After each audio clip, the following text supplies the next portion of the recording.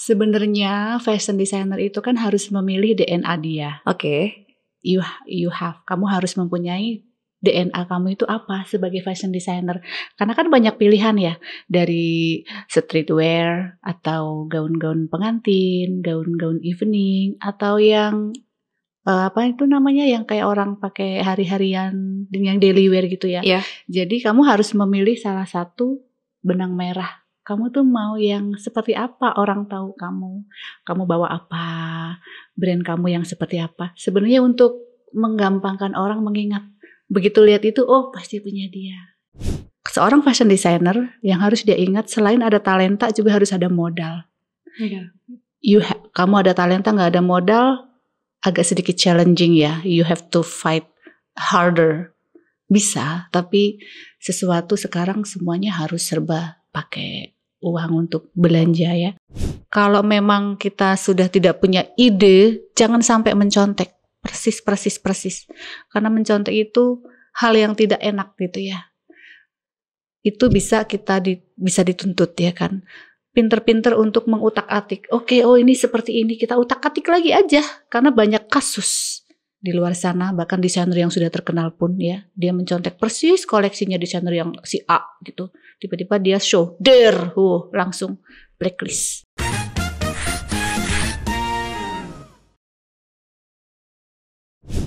Program Sosok kali ini kita kedatangan orang yang akan membawa kita untuk bisa mencintai budaya Nusantara, yang dia membuat suatu karya dari baju-baju yang akhirnya menjadi representatif suatu kota. Kali ini kita akan ngobrol langsung bareng fashion design Tapis Lampung, Kak Nasya Collier. Hai Kak. Hai juga Fizli. Apa kabar Kak? I'm great. Baik ya. Baik, gimana perjalanan menuju Bekasi studio kita? Lumayan 1,5 jam di tengah keramaian kota Jakarta ya. Jakarta. Ya. Thank you banget ya Kak udah mau datang ke podcast kita yang bakal sharing-sharing juga tentang perjalanan Kakak menjadi seorang fashion design. Thank you juga udah invite aku ya. Sama-sama. Kak, aku mau tanya, kalau ada orang yang mau nanya, siapa sih sebenarnya Nasya Collier itu? Kakak akan jawab apa? I'm a fashion designer. Oke, fashion designer dengan karya yang seperti apa? Walaupun kita tahu sih sebenarnya dari bajunya ini Tapis Lampung. Cuma kan kalau orang nanya, kan fashion design bisa apakah sama dengan penjahit? Fashion designer sama penjahit itu beda. Karena fashion designer itu menurut pandangan saya lebih ke global pemikiran. Pemikiran semuanya ada di situ. Sementara penjahit, dia harus duduk menyelesaikan tugas dia, menjahit pakaian.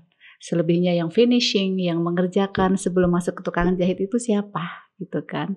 Dari desain, bahan yang dipilih, bagaimana cara penjahitannya, pasang kancing di mana, zipnya di mana, itu siapa. Nah, itulah di situ tugasnya para fashion designer.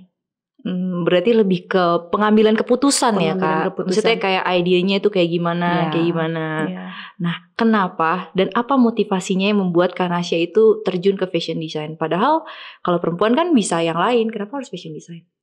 Motivasinya adalah perempuan itu kalau pakai baju yang bagus, lalu tambah lebih cantik ya kan. Cantik, menghargai diri dia. Terus dia lebih gimana ya, lebih enak aja dilihat. Coba udah perempuan cantik pakaiannya gak diperhatikan, enak gak dilihat? Ya, memang kadang ada faktanya kalau orang itu walaupun mungkin looknya gak terlalu cantik, tapi kalau dia emang fashionable itu bisa masih didandanin. Bisa ya didandanin. Tapi ada juga nih yang kalau emang mukanya cantik dia gak fashionable ya udah aja. Jadi ternyata menjadi seorang fashion design itu bisa merubah perspektif itu ya Kak? Yes. Oke. Harus, karena kita bisa melihat kamu dari jauh aja nih ya, dari cara penampilan kamu itu bisa dilihat. Oh dia fashionable apa enggaknya. Terus misal ada segerombolan yang mana yang fashion designer, mana yang model, mana yang ini, mana itu, orang bisa langsung membedakan. Nah kalau fashion design itu Kakak akhirnya memilih di salah satu ya, di Tapis Lampung aja atau coba Nasya Collier tuh coba untuk ke semua budaya atau gimana Kak? Sebenarnya fashion designer itu kan harus memilih DNA dia. Oke. Kamu harus mempunyai DNA kamu itu apa sebagai fashion designer. Karena kan banyak pilihan ya, dari streetwear atau gaun-gaun pengantin, gaun-gaun evening, atau yang apa itu namanya yang kayak orang pakai hari-harian yang daily wear gitu ya. Iya. Jadi kamu harus memilih salah satu benang merah. Kamu tuh mau yang seperti apa orang tahu kamu bawa apa, brand kamu yang seperti apa. Sebenarnya untuk menggampangkan orang mengingat, begitu lihat itu, oh pasti punya dia. Seperti itu. Walaupun mungkin banyak, tapi setiap individual seorang fashion designer itu mempunyai ciri khas yang berbeda, sentuhan berbeda. Akan kelihatan gitu. Seperti salah satunya ya kalau kamu lihat batik, oh ciri khas batik dia itu yang diambil misal motif wayangnya atau megamendungnya gitu. Nah kalau Nasya Collier yang saya ambil satu tapis abung. Saya konsisten dari dulu awal sampai sekarang yang saya ambil yang motif tapis abung. Padahal tapis lambung banyak ya motif ya, mata kebau dan lain-lain. Tetapi kalau orang lihat, oh pasti Nasya Collier gitu. Padahal mungkin ada banyak desainer yang lain yang bikin koleksi seperti itu. Tapi kalau kita udah gaungkan dari awal dari 2010 ya, dia sudah tahu, oh tapisnya abung itu pasti Nasya. Kadang sudah DM-an, ini koleksi kamu gitu. Oh, that's not gitu. To make it more specific itu tapis Lampung, lebih tepatnya abung ya? Iya, yang motif abung, Motif seperti yang saya abung. pakai, motif abung. Oke. Jadi kayak crown gitu kan. Ah, ini dia. Kemarin juga jadi salah satu dewan juri ya di eventnya Nusantara Award. Pakai juga ini abung ini. Iya, Salah ini satu patternnya. salah satu patternnya. Dan akan konsisten milih itu terus. kan? Konsisten. Oke. Kita ditantang loh harus konsisten dengan apa yang kita bawa. Kalau enggak bingung nanti ke kanan, ke kiri, depan, belakang. Kita banyak mau kan manusia.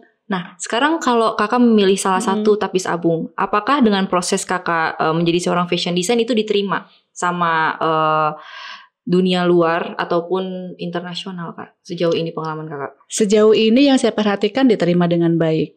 Jadi di luar sana masyarakat semakin tahu, oh ternyata tapis bagus juga ya dibikin gaun malam, dibikin gaun-gaun untuk ke pesta. Orang taunya sarung ya. Itu kan sarung. Awalnya dulu tuh sarung ya? Itu sarung Oke. satu lembar sarung, dipotong-potong, didesain, dicocokkan dengan bahan model baju seperti ini, cocoknya bahannya yang apa ya gitu kan. Karena sarung itu kan berat. Jadi memadu padankannya juga challenging juga, sebuah tantangan. Nah, challenge dan juga pasar tradisional, dan juga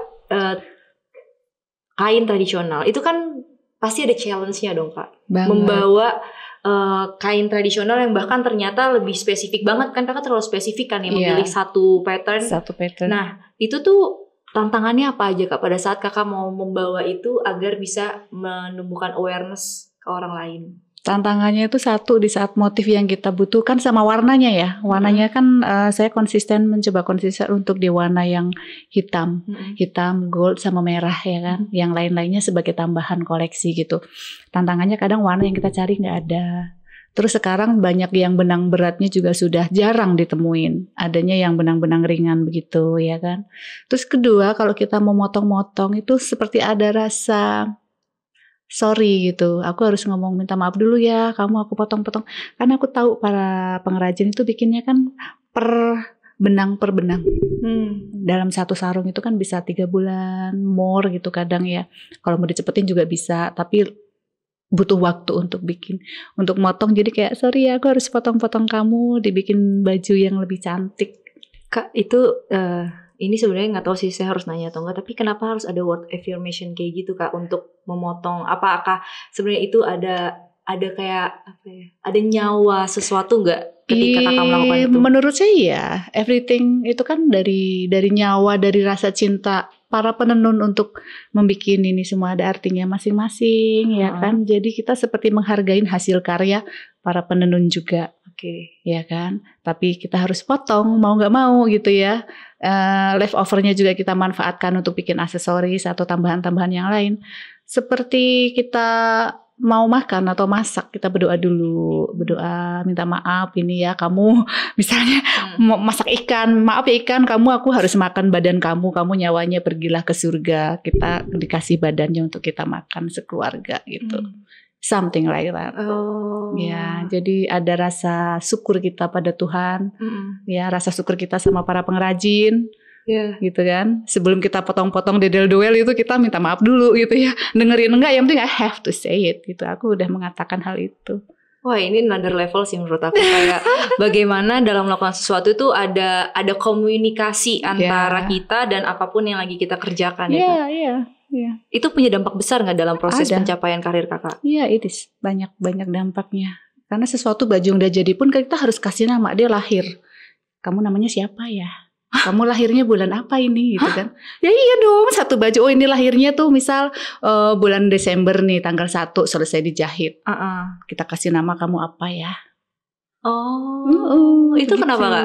Ya kan biar tahu koleksi kita yang ini namanya apa. Gitu. Lebih ke penamaan. Ya, saya pikir tegang loh dia. Saya pikir nyawanya ada apa gitu kan, karena kan kita tahu ya tradisional ya Kak. Tapi nggak ada lah yang kayak gitu-gitu ya Kak. Ada nggak maksudnya kayak nyawa-nyawa yang lain? Enggak, gini loh.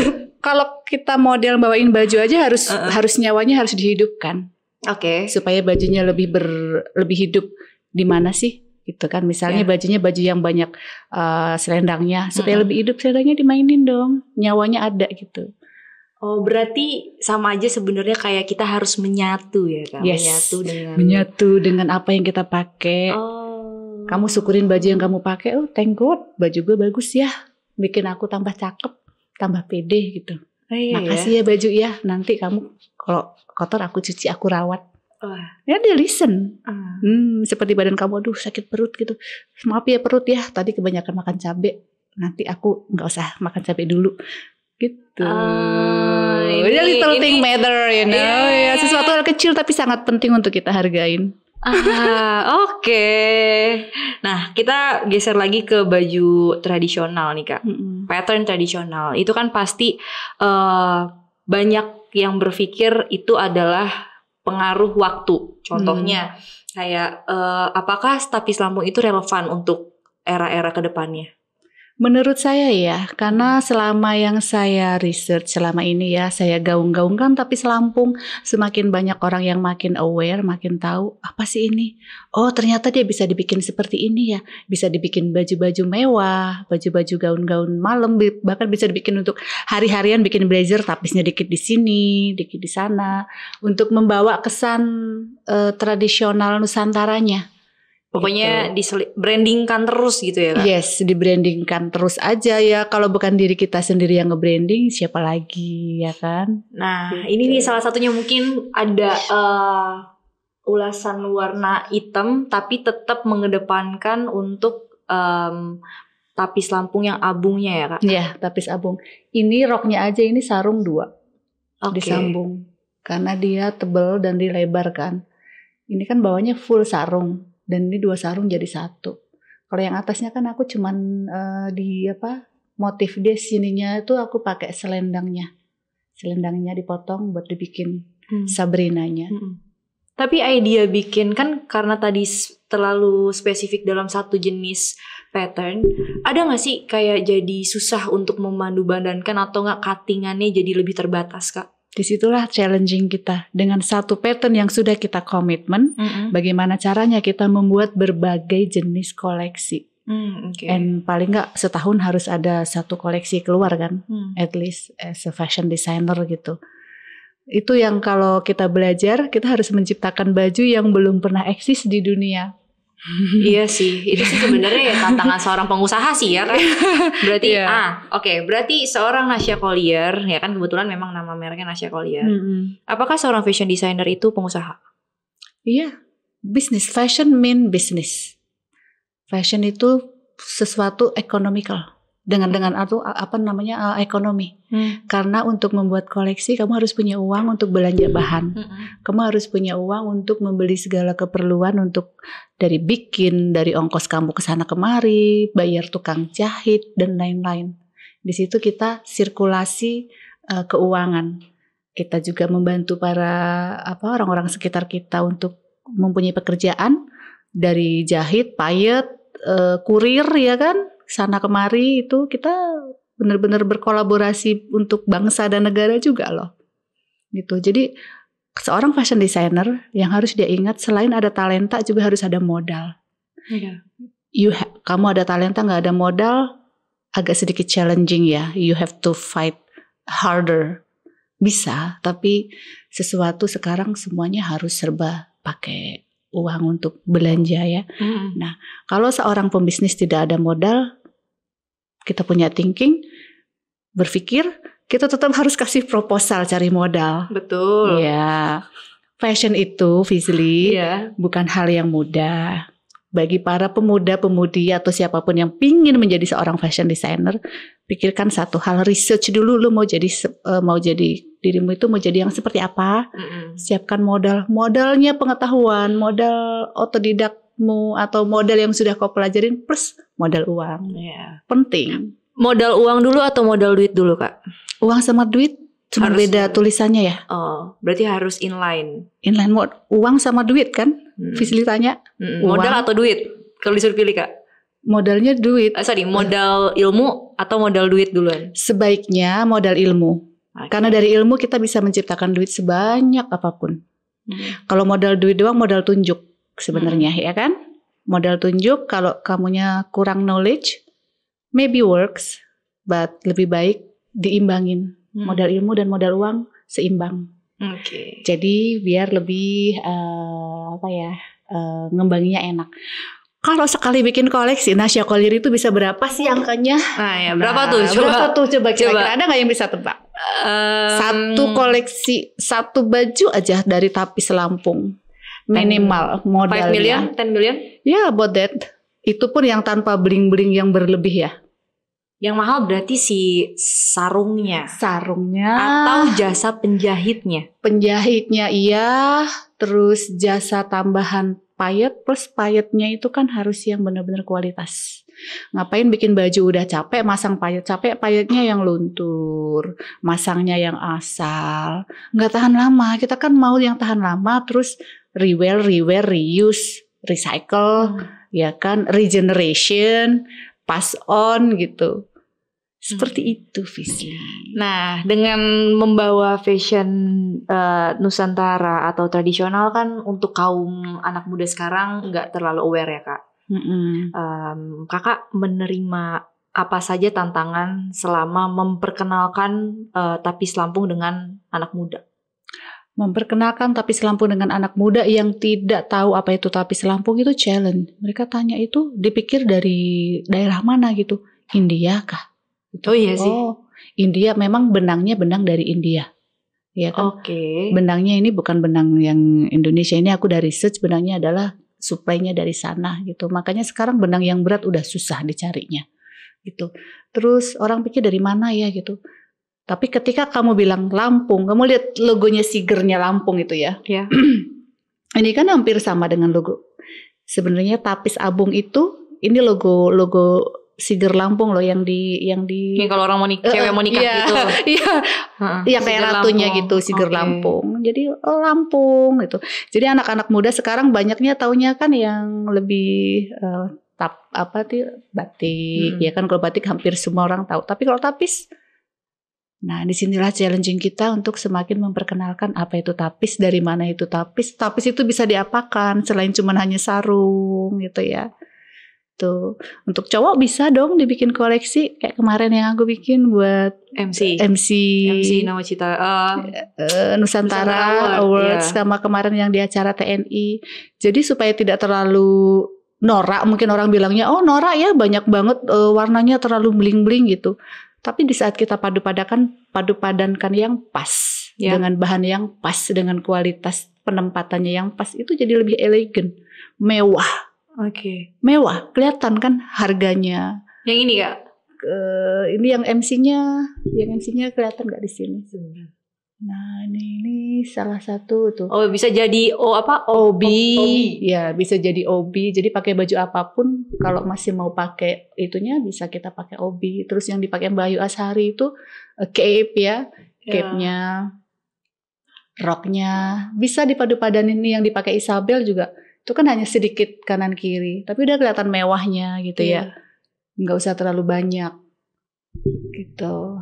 Nah, yang penting tetap ada action. Oh, tetap bisa dibikin jadi kebaya juga ya, itu kayak kebaya yang. Iya, pakai kebaya jadi roknya. Masih bisa kita main-mainin. Ini yang kemarin yang koleksi di New York saya tidak tampilkan di sini, itu bajunya yang baju-baju khusus untuk gaun-gaun di panggung ya. Untuk miss pageant gitu. Oh, berarti bisa. Akhirnya apa sih sebenarnya kalau tadi kita lihat koleksinya banyak, apa sih membedakan Nasya Collier dengan fashion design yang lain? Oh, tentu berbeda.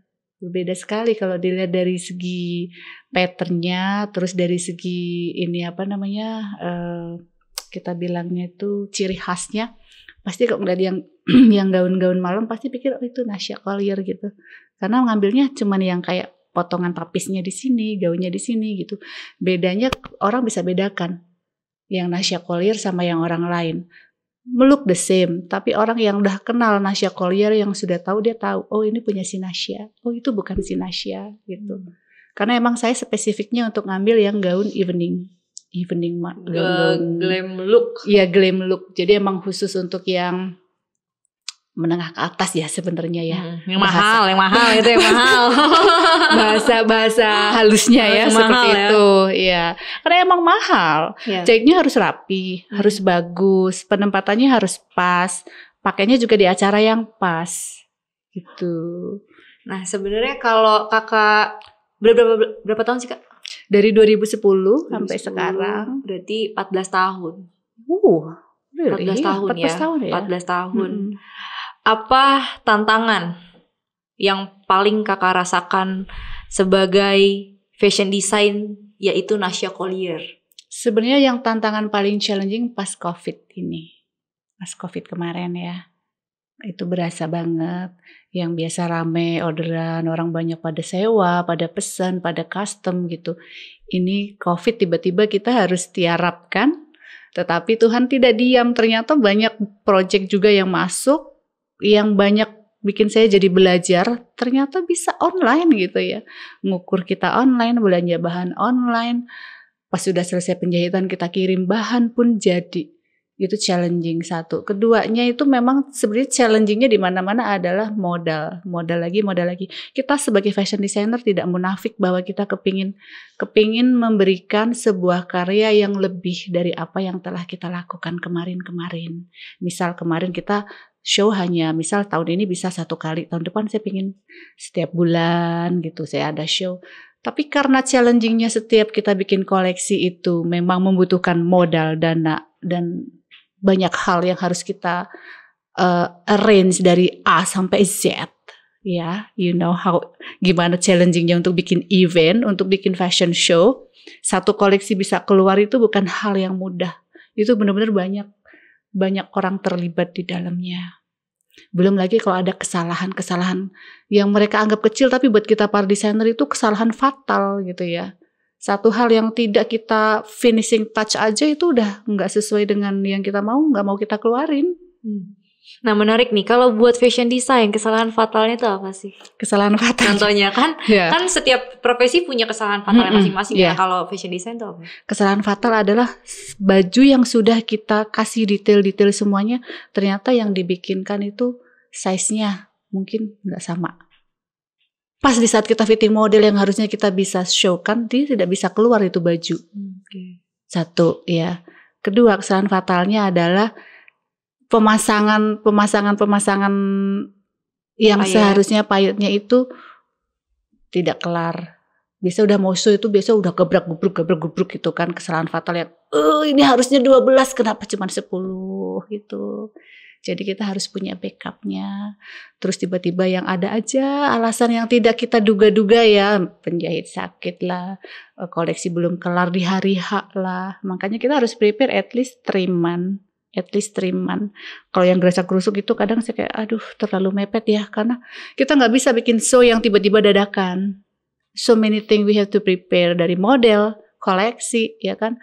Terus apapun itu yang harus kita siapkan gitu loh. Jadi untuk menghindari kesalahan-kesalahan fatal tersebut ya. Tiba-tiba model tidak datang. Iya kan? Itu kan kesalahan fatal. Harusnya kita 12 model tiba-tiba sudah cuma 7 model gitu. Hal-hal yang begitu kita harus pikirin. Nah, kalau Nasya Collier ini udah kakak sebagai fashion design udah punya achievement apa aja sih kak? Kalau dibilang achievement menurut saya yang sudah saya dapetin ya banyak banyak hal dari penghargaan, terus pengakuan dari masyarakat setempat ataupun internasional. Karena kebetulan saya ada di komunitas mixed married community, jadi banyak teman-teman yang menikah dengan orang asing hidup di sana, bantu promosi gitu ya. Terus banyak diundang di embassy untuk ngisi acara fashion show, memperkenalkan Nusantara dengan yang ternyata bukan cuma batik loh gitu, bahwa Indonesia itu ada tapis Lampung, ada kain-kain yang lainnya. Terus ditawar-tawarin fasilitas-fasilitas yang memang bisa kita manfaatkan dengan baik. Achievement-nya lumayan. Berarti sebenarnya selain awareness, terus akhirnya banyak pencapaian baik dari sisi personal dan juga brand itu sendiri. Kalau ini sebenarnya ada beberapa ternyata dapat achievement juga ya Kak. Ini as fashion design ya? Ya, atau karena berarti kakaknya, sosoknya, sosoknya. Plus itu kan biasa untuk mendapatkan seperti ini, di research dulu dong. Sosok ini tuh sudah ngapain aja, apa yang dia bawa, jam terbangnya seperti apa. Kan hal-hal seperti itu pasti dipertimbangkan, layak nggak dia, gitu kan? Atau cuman yang hanya aja. Kalau memang dia layak, ya di situ kita layak untuk menerimanya. Walaupun mungkin kita ada sesuatu hal yang kayak misalnya ini kita harus ada kolaborasinya, atau kita ada kerjasamanya apa gitu kan. Saling bersinergi. Tapi tadi juga kakak sempat bilang achievementnya adalah menjadi seorang pembicara atau dewan juri. Ini dewan akhirnya juri jadi challenge baru ya, jadi dewan juri fashion gitu. Mostly dewan juri fashion sama pembicara karena hubungan internasional ya. Jadi sering dipanggil untuk ngisi menjadi dewan juri, pembicara untuk tentang hal fashion ya. Fashionnya kan kadang para universitas itu mereka meresearch nih, misal ada topik pembahasan tentang fashion tapi yang internasional atau yang mengenai Nusantara gitu, kan dicari dong di internet. Begitu di-googlein namanya, twing banyak amat ya gitu kan. Di riset jam terbangnya sudah gitu. Jadi suka dipanggil juga untuk jadi dewan jurinya, jadi pembicara. Ada bonus-bonus yang selain hanya jadi fashion designer ya. Kita ada beberapa hal yang memang kalau si personalnya itu seperti saya, kita mau melakukan, kita mau mengerjakan, kita mengupgrade dan mengasah kemampuan kita. So why not? Ada benefit yang bisa kita terima gitu. Itu bonus dari Tuhan. Gitu kan. Kalau orangnya yang gak pedean, mungkin public speakingnya kurang begitu bagus, dia gak akan berani. Disitulah kita challenge untuk memberikan edukasi ya. Kita belajar juga, kita edukasi diri kita juga supaya kita bisa menyampaikan hal-hal yang baik ke masyarakat layak. Seperti itu Fisli. Kak, aku mau tanya, sebagai seorang fashion design yang membawa pattern tradisional which is tapis Lampung, disupport nggak sama pemerintah? Merasa difasilitasi atau diwadahi nggak oleh pemerintah? Saya sering banget dapat fasilitas di negara mana kita disediakan tempat, bazar, bahkan tempat untuk nginep ya. Kita cukup bawa koleksi. Itu beberapa tahun belakangan sebelum COVID tuh sering Ibu Nasya berangkat ke embassy Inggris apa kemana sampai ada undangannya gitu ya. Semua difasilitasin. Di sini kamu ambil apa enggak gitu. Kalau kitanya enggak banyak urusan, waktu itu aku memang masih ngurus anak-anak kecil-kecil, enggak tega ninggalin. Mau dibawa juga repot gitu kan. Tapi pemerintah selalu mensupport. Banyak ya yang saya alamin sendiri ini ya. Saya sebagai Nasya Collier sendiri, banyak pemerintah memfasilitasi kita. Ada juga yang memang berbayar, ada juga yang memang benar-benar kamu bawa koleksi kamu aja. Kita sediakan tempat, kita sediakan model, kita sediakan make up semuanya. Just bring yourself sama koleksi kamu. Kadang tiket udah dibeliin, kadang juga kita beli tiket aja ya Bu, semuanya kita udah sediakan seperti itu. Ya I hope banyak yang lebih difasilitasin lagi ya. Karena sebenarnya kita juga gak mau membebani negara ya kan dengan seperti itu. Tapi mungkin negara memang ada budget sendiri untuk membuat negara Indonesia kita itu makin ke kancah internasional, semakin dikenal. Kita punya keahlian-keahlian apa, seni-seni apa gitu ya. Misal kayak baju-baju dari daerah Nusantara seperti ini kan perlu kita gaungkan terus. Biar makin harum Indonesia. Culture diplomation. Yes, culture diplomation. Berarti udah menjadi salah satu agent of change ya Kak? I guess so. Ya, sepertinya seperti itu. Secara tidak sadar dan secara tidak langsung ya, it's automatic. Itu bonusnya, salah satu bonus tersemat sendiri, ya kan? Nah, kalau misalkan nih ada banyak nanti pabrik tekstil yang tutup, apakah bisnis dari fashion design itu berpengaruh? Kalau pabrik tekstil banyak yang tutup itu mengaruhi banget untuk dunia fashion, karena kita tergantung sama fabric kan, tekstilnya kita tergantung di situ. Kalau banyak yang tutup, kita bagaimana mau ngolah bahan? Kita gimana mau, nggak ada bahan, gimana? Kamu mau bikin kue, bahannya nggak ada. Nah, aku penasaran nih, change the pattern atau change the business? Gini, bukan change the pattern atau change the business ya. Kita ciptakan aja hal itu. Oke, misalnya pabrik pattern banyak tutup. Kalau kita memang tetap mau di pattern yang sama, we have to find the way. Cari jalannya. Gimana supaya bahan kita ini tetap bisa tersuplai. Apapun itu pasti kita akan kerahkan dong, kita gerak. Gimana caranya gue dapat bahan ini untuk memenuhi kebutuhan aku untuk membuat produksi ini gitu. Kalau banyak pabrik yang tutup, ya mungkin kita nggak bisa pakai yang bahan seperti ini, kita pakai bahan yang lain. Kita bikin koleksi lain, cookies yang lain dengan apa gitu. Jadi banyak hal yang bisa kita sesuaikan sesuai dengan kondisi, situasi, dan keadaan. Menurut saya. Ya, tapi kalau aku dengar penjelasan kakak ya, sebenarnya jadi fashion design itu kayaknya harus detail. Harus detail sekali. Karena kalau tidak detail banyak hal yang dilewatkan gitu ya. Di missing gitu kan. Nah, kalau detail kan berarti ya namanya perempuan, apalagi tadi kakak menyampaikan sudah memiliki suami, suaminya juga orang luar negeri dan masih keluarga negara dari luar, terus punya anak. Bagaimana membagi waktunya, Kak? Apakah sebenarnya menjadi seorang fashion design ini masih inline untuk ibu-ibu yang mau berkarir di bidang itu? Menurut saya, karena saya emang perempuan pekerja, workaholic, alkohol aja kalah gitu ya. Kalah itu, workaholic itu benar-benar mengalahkan dari alkoholik loh. Believe me or not, but that's true, benar. Jadi bagi saya biasa kerja, kita senang dapat duit sendiri di luar dari pendapatan suami, dan suami juga senang lihat istrinya kerja sibuk. Tetapi satu hal yang kita nggak boleh melupakan, kita kodrat sebagai perempuan sudah jadi istri, jadi ibu ya, harus tetap membalance kan. Kamu tahu dong, aku lagi ngapain, jamnya meeting, jamnya jemput, gue kabur kan, jemput anak gitu ya, jamnya pulang masak. Di luar jadi seperti ini, pulang ke rumah tetap koprek-koprek, masak, ngurus anak, jemput anak gitu. Jadi yang penting semuanya masih kita bisa balance. Ada misal aku lagi ada hari ini ada podcast izin, aku mau podcast ya. Nanti pulang jam berapa, selesainya aku bawa tim gitu. Mendukung. Kalau ada cerita juga kakak saya sendiri pun suaminya tidak mendukung istrinya untuk bekerja. Kebetulan saya berbeda seperti langit dan bumi. Saya didukung. Saya boleh berkarya, saya boleh bekerja, saya boleh bergaul, saya boleh bersosialisasi, dan saya boleh bernetworking. Dalam hal yang masih positif. Untuk apa? Karena aku orang bisnis. Jadi kita networkingnya adalah our networking is our net worth. Gitu.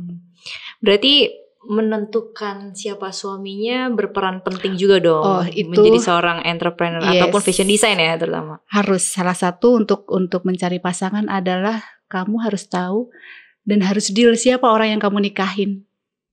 Siapa orang yang kamu nikahin, kamu harus deal. Kamu nikahin seorang pembisnis, seorang fashion designer, you know resikonya apa? Kamu akan sering ditinggal kerja, kamu akan sering ditinggal banyak networking gitu ya. Kalau kamu menikahin seorang fashion designer, kamu akan sering banyak fashion show, berurusan dengan model-model cantik, ganteng, kehidupan yang sepertinya glamor gitu kan. Jadi itu yang harus dia dealing, dan saya juga harus dealing siapa yang saya nikahin. Oh, seorang pekerja juga gitu, pekerja keras juga misalnya. Dia nggak bisa membantu pekerjaan rumah, it's fine. Karena ya memang aku berkomitmen. Siapa yang aku nikahin itu yang kita komitmennya. Dan dari awal kita udah bilang, aku perempuan pekerja. Kamu gak bisa taruh saya di rumah hanya untuk cuci piring. Otak saya pasti akan banyak hal yang bisa saya pikirkan. Oke, no problem. Ya udah, berarti di situ kita cari jalan. Piring di situ aja kok, nggak akan kemana-mana, ya kan, pulang beberes. Selain ada pembantu yang pulang pergi. Intinya, Fizli, mencari pasangan hidup adalah yang bisa bener-bener deal dari awal. You know who you married to. Oke. Ya, kamu tahu siapa orang yang kamu nikahin gitu ya. Kamu nikahin seorang presiden, resikonya apa? Jadi istri presiden gitu. Oke. Setuju sih Kak. Setuju kan? Setuju. Ya. Setuju. Nah, berarti kalau misalkan Kakak bisa kasih pesan sama anak muda, contohnya yang mau menyentuh bidang fashion, itu kira-kira apa Kak? Pesan saya untuk para calon fashion designer ataupun fashion planner ataupun fashion business di luar sana, pastikan dan tentukan dulu research sebanyak-banyaknya. Misal kamu mau buka fashion itu di yang mana, kaos cowok, misal research dulu apa sih marketnya. Terus satu hal lagi, tempat itu berpengaruh. Kamu jualan baju yang harga misal 35.000, kamu mau jual di tempat yang mahal, orang kaget. Atau kamu jual tempat baju yang mahal tapi tempatnya yang tidak sesuai, orang nggak akan percaya gitu ya. Jadi research. Saya aja sebelum memutuskan untuk ngambil DNA saya, ngambil kain tapis, saya research dulu ada 1 tahun untuk memutuskan DNA saya itu apa. Karena bimbang antara tapis apa batik gitu ya. Saya dari Solo, batik sudah banyak sekali. Oke, saya dari Lampung, saya research belum banyak nih yang eksplor. Bahkan orang belum banyaknya tuh. Ada satu desainer siapa itu, aku lihat koleksi bener-bener koleksi yang kayak bagus ya, tapi banyak tapisnya tuh kebanyakan, dan untuk dipakai di gaun di panggung-panggung tuh seperti kamu lagi parade.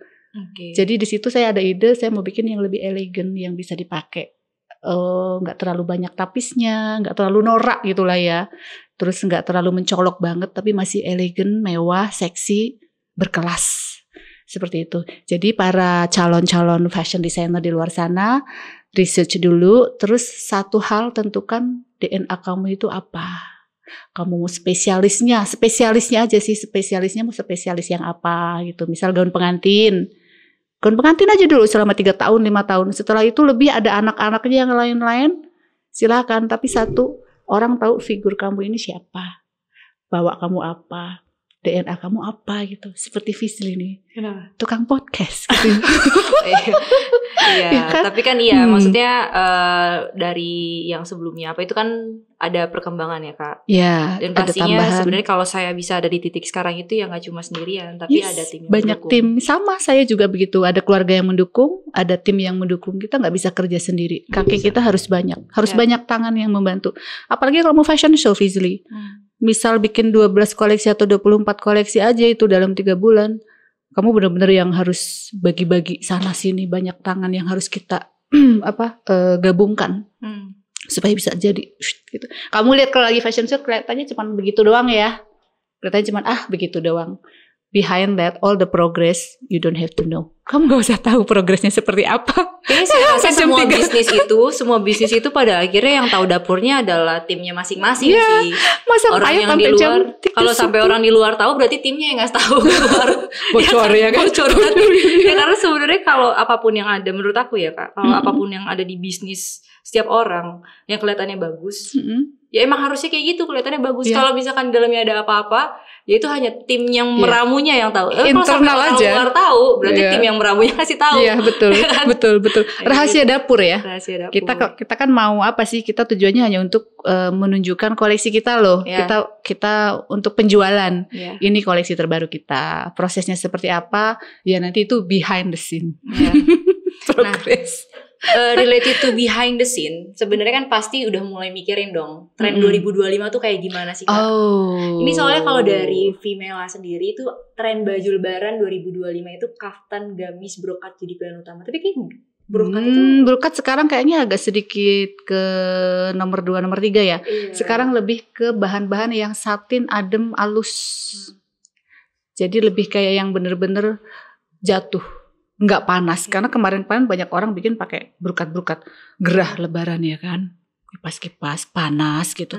Tapi kalau yang udah satin-satin, bahan-bahan adem, shimmer itu. Nah itu saya mau tanya apa sih tadi yang kemarin shimmer, Ramadan kemarin apa? Shimmer ya? Iya, yang shimmer ya. Bahan-bahan shimmer masih akan tren, Tapi ke depan gitu ya. Terus model-model kaftannya juga ada banyak model-model kaftannya yang lama akan di redesign. Redesign tambahan, misal tadinya kaftan kalong aja gitu ya. Sekarang mungkin banyak desainer yang sudah kayak membuat ide, di sininya ditambahin apa, dibikin seperti apa, yang kimono dibikin potongan di sini. Sekarang lebih main cutting. Karena kalau yang boring begitu doang sepertinya kelihatan males banget ya. Gitu kan. Tapi kalau banyak cuttingan kelihatan kerjanya. Kelihatan susahnya. Semakin berpattern, semakin unik desain itu. Karena semakin complicated, semakin challenging untuk menjahit nyatu-nyatuinnya juga. Nah, jadi untuk tren 2025 baju-baju muslim sekarang lebih banyak ya. Kalau saya perhatikan banyak sekali baju muslim sekarang tuh bener-bener, terutama di luar daerah itu bagus penjualannya. Jadi semangat bikin koleksi baju muslim yang banyak. Nah, kalau Nasya Collier di 2025 akan ada gebrakan apa nih? Akan ngeluarin apa? Saat ini selain di yang baju-baju yang mahal kan aku juga sedang merambah kembali baju-baju yang kodian, baik dari baju yang muslim ataupun baju-baju yang untuk hari-harian gitu ya. 2025 tetap masih ada pattern, tadi tapis. Yang daily wear-nya tetap ada tapisnya juga Pak? Kalau yang daily wear-nya saya usahakan untuk yang tapis yang untuk up market-nya. Kalau yang untuk yang hari-harinya nanti nggak ketutup biayanya. Lagi-lagi economic talking, ya kan? Berarti ya guys, saya rasa semua bisnis economic talking sih Kak. Of course ya. Tapi di 2024 tuh kalau beberapa industri bisnis kan ada ya survival mode-nya lah. Kalau fashion design dan fashion tuh ada survival mode sendiri nggak sih di 2024? Yes, 2024 udah mau habis ya ini ya, tinggal sebulan lagi. Banyak yang survival mode. Ada yang survive, ada yang collab. Tapi kalau kita yang memang masih bisa bertahan, kita akan tetap bertahan, mempertahankan apa yang sudah kita ada dan memanfaatkan apa yang ada aja dulu sambil wait and see next year. Karena tahun kemarin kan yang pemilu, pilkada dan lain-lain ya kan. Nah, tahun 2025 orang akan lebih bergairah. Sudah tahu arahnya mau kemana, presiden kita sudah baru, semangat baru, peluang-peluang bisnis terutama dunia fashion kita udah mulai makin hangat kembali. Semangat. Terakhir nih Kak, kalau Kakak bisa mengubah satu hal di industri fashion Indonesia, apa yang Kakak akan rubah sebagai seorang Nasya Collier? Sepertinya untuk perubahan bukan hanya saya aja ya, menurut saya banyak yang pingin dirubah ya, terutama SDM. What happened with SDM? SDM kita terus terang banyak harus digembleng. Banyak harus digembleng. I don't know, somehow mungkin mereka karena mereka pikir mereka hanya kerja, jadi mereka pikir tidak memiliki. They are not part gitu. Dia pikir kerja aja gitu, digaji aja gitu. Nah, tapi kalau seorang yang memang benar-benar punya jiwa kerja yang benar, SDM kita bisa didik lebih baik, kita bisa menghasilkan banyak produk, kita bisa menghasilkan banyak uang. Negara kita kaya loh. Tetapi masyarakat kita memang harus benar-benar semakin jangan malas saja. Karena kalau kamu lihat yang kaya makin miskin, sebenarnya nggak seperti itu konsepnya. Konsepnya kalau yang bisa kita rubah SDM kita. Kita banyak orderan Fizli, tetapi di saat kita mau produksi melempem tenaga kerjanya. Beneran. Ini hal yang dibalik panggung ya, behind the scene yang semua orang tahu masalah ini sebenarnya. Cuman kita nggak mau speak up, gitu kan? SDM kita dirubah, diperbaharui. Kajian-kajian ilmu-ilmu yang kita berikan itu kadang kayak cuma masuk kanan keluar kiri. Beneran. Kita udah kasih tahu ajarin seperti ini, mungkin dari 10 karyawan hanya 2 yang bisa kita andalkan. Gitu. Jadi tetap harus perlu orang-orang yang tegas untuk merubah orang-orang yang ini supaya lebih semangat. Makin semangat kok makin banyak bonus. Iya kan? Itu yang perlu dirubah sama mindset money mindset. Saya selalu ajarkan sama tim saya, kamu punya uang, punya gaji, misal gaji 1 juta, anggap kamu cuma punya 500.000. Jangan kamu punya gaji 1 juta, kamu anggap kamu punya 2 juta. Sisanya dari mana? Punya 1 juta, anggap punya 500. Kenapa? 500-nya kamu simpan. 500-nya kamu pakai. Gitu, Fizli, mindsetnya yang perlu dirubah. Jadi lebih baik ya, dirubah lebih baik ya. Iya kan? Udah jadi terakhir deh, aku mau nanya. Oke, dengan challenge seperti itu, how you solve it? Talk to them. Yang masih bisa dinasihatin, lanjut. Yang masih mau kerja, lanjut. Yang sudah enggak, ya sorry. Kita harus memberikan keputusan kan. Ya, karena semua orang yang kerja, semua pengen punya hasil. Kita usaha pun kita pengen punya hasil. Para pengusaha, akhir bulan kamu tahu sendiri. Jangan ditanya aja, ya kan? Apalagi Lebaran. Nah, itulah di situ kita harus bekerja keras. Apa perlu hal-hal yang perlu kita rubah atau kita kaji ulang sama-sama. Karena tanpa para tim kita, tanpa para karyawan kita pun nggak bisa banyak gerak. Setuju. Mereka tanpa kita pun mereka juga nggak bisa banyak gerak gitu. Simbiosis mutualisme. Yes, agree. Oke. Saya rasa sudah cukup panjang. Durasi udah berapa lama? Panjang kali lebar kali tinggi. 40 menit. 40 menit. Thank you Kak buat waktunya. Thank you for invite me. Atau mau kasih pesan terakhir nih buat para fashion design di luar sana? Oke, baik. Satu pesan terakhir untuk para teman-teman fashion designer all around the world, dimanapun kita berada. Usahakan kita untuk selalu konsisten dan ciri khas sendiri. Kalau memang kita sudah tidak punya ide, jangan sampai mencontek persis. Karena mencontek itu hal yang tidak enak gitu ya. Itu bisa bisa dituntut ya kan. Pinter-pinter untuk mengutak-atik. Oke, ini seperti ini, kita utak-atik lagi aja. Karena banyak kasus di luar sana, bahkan desainer yang sudah terkenal pun ya, dia mencontek persis koleksinya desainer yang si A gitu. Tiba-tiba dia show, langsung blacklist. Jadi kalau mau mencontek, diutak-atik lagi ya, supaya tidak persis apapun itu. Karena kita orang seniman, kita bukan pencontek. Seniman tuh selalu punya 1001 ide di otaknya. Masa mau nyontek? Malu dong, ya kan? Benar. Kecuali memang customernya benar-benar mau seperti ini. Dan itu pun tugas kita sebagai fashion designer untuk memberikan saran. Bu, baiknya kita agak rubah di sininya ya, lengannya ya, apa bentuk apanya ya, gitu. Kita berikan dia saran juga. Edukasi ke klien itu penting. Karena kadang klien juga ada yang nggak mau tahu. Yang nggak mau tahu kan. Mereka kan mau taunya beres gitu kan. Ya, but we have to educate them as well. Kadang ada yang mau langsung curut, kita langsung mau ke tukang jahitnya ya. Kita harus edukasi mereka. Silakan, tapi kalau ada apa-apa, do not complain on me. Itu tukang jahit saya, kenapa? Etikanya kan tidak seperti itu. Ya kan, etikanya you have to pass the gate first. Pintu 1, pintu 2, pintu 3. Karena pernah kejadian juga kalau misal lu langsung dirimu langsung ke penjahit, ada apa-apa yang dikomplain siapa? Itu penjahitnya si A, si B, si C gitu. Nggak boleh. Jadi semua ada etikanya gitu kan. Seperti saya mau ke Fizli, ada Fizli melalui siapa dulu gitu, Fiz. Oke, well, thank you Kak Nasya buat waktunya. You welcome. Thank you buat sharing-sharing tentang fashion design. Yang ternyata tuh fashion design mungkin tidak serumit itu, tapi ternyata kita perlu punya insting untuk bisa lebih detail ya Kak. Yes. Dan semua orang bisa menjadi seorang fashion design. Bisa banget. Yang penting punya branding sendiri. Punya branding sendiri. Identity sendiri. DNA-nya sendiri ya kan. Ciri khasnya lah, gampang ngomongnya, punya ciri khas sendiri. Setiap orang bisa menjadi siapapun dengan ciri khasnya sendiri. Mantap. Oke, semua penonton dari podcast Sosok, sampai kita ketemu di podcast selanjutnya. Bye. Bye. Thank you, Fizli.